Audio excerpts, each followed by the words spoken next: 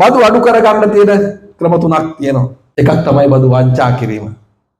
බදු නොගෙවෙන්න පුළුවන්. බදු ගෙවන්න ඕන නමුත් බදු නොගෙවෙන්න පුළුවන්. මේක නීති විරෝධී. ඒ වගේම තමයි මේක සදාචාරයට පටහැනි. බදු වළක්වන්නත් පුළුවන්. ඒ කියන්නේ බදු නීතියේ තියෙන හිල් වලින් රිංගල යන්නත් පුළුවන්. ඒක නීති විරෝධී නෑ.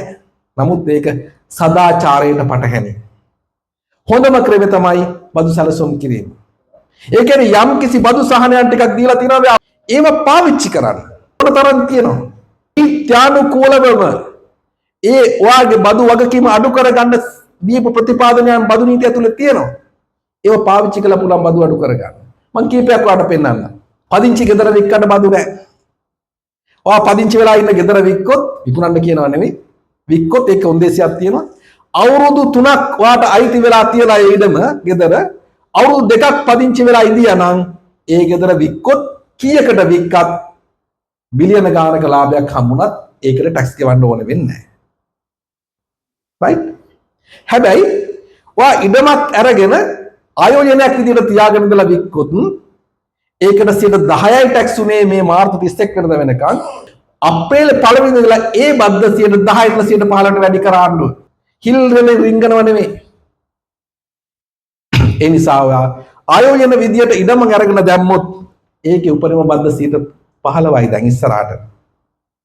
එහෙම නැත්නම් ඔයා සල්ලි බැංකු ගිණුමේ දැම්මොත් 36ක් ටැක්ස් ගෙවන්න ඕනේ. ඒ කියන්නේ නීත්‍යානුකූල ක්‍රම. ඉඩමක් අරගෙන තියාගෙන ඉඳලා වික්කොත් 15%යි ටැක්ස් ගෙවන්න වෙන්නේ. මේ තමයි නීත්‍යානුකූල ක්‍රම. බදු වංචා කරන්න ඕනේ නැහැ. කොටස් වෙළඳ පොලේ ආයෝජනය කළා ලැබෙන ලාභය සතයක්වත් බදු නැහැ. ලංකාවේ ඉන්න කෝටිපතිය බිලියනපතිය ඒගොල්ලෝ හරි අඩු ප්‍රමාණයක් තමයි ටැක්ස් ගෙවන්නේ. ටැක්ස් ගෙවන්නෙම නැති ගානට. ඇයි? ඒගොල්ලෝ වැඩියක්ම ආයෝජනය කළා තියෙන කොටස් වෙළඳ පොලේ.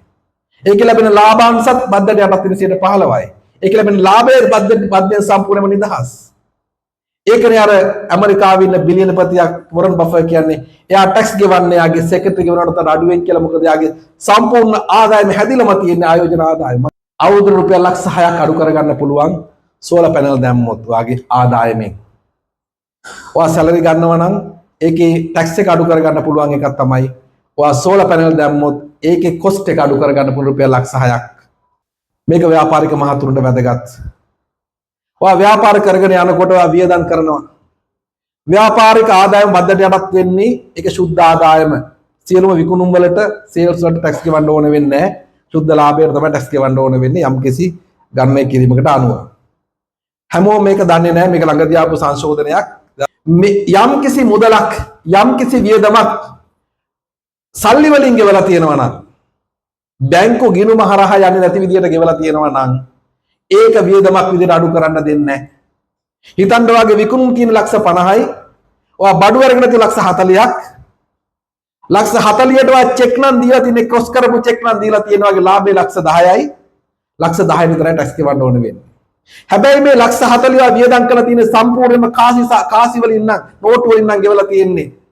සල්ලි වලින් නම් දීලා තියෙන්නේ ලක්ෂ 50ටම ටැක්ස් ගෙවන්න වෙනවා. අඩු කරන්න වෙන්නේ නැහැ වියදම. ඒ නිසා හොඳට මතක තියාගන්න කවුරු හරි ලක්ෂ 5කට වඩා වියදමක් සල්ලි වලින් ඉල්ලුවොත් දෙන්න එපා. කෙලින්ම ක්‍රොස් කරපු චෙක් එකකින් දෙන්න ව්‍යාපාරික වියදමක්. එහෙම නැත්නම් ඔයාට පස්සේ වෙලාවක ටැක්ස් ගෙවන්න වෙනවා. එතකොට කල් ගිහිල්ලා නිවැරදි කිරීම කරන්න හම්බ වෙන්නේ නැහැ. මොකද බදු දෙපාර්තමේන්තුවේ කට්ටිය මේවා විගණනය කරන්න අවුරුද්ද දෙකක් ගත්තට පස්සේ වාට ගැලවීමක් නැති වෙනවා. ඒක මතක තියාගන්න ව්‍යාපාර කරන කට්ටිය.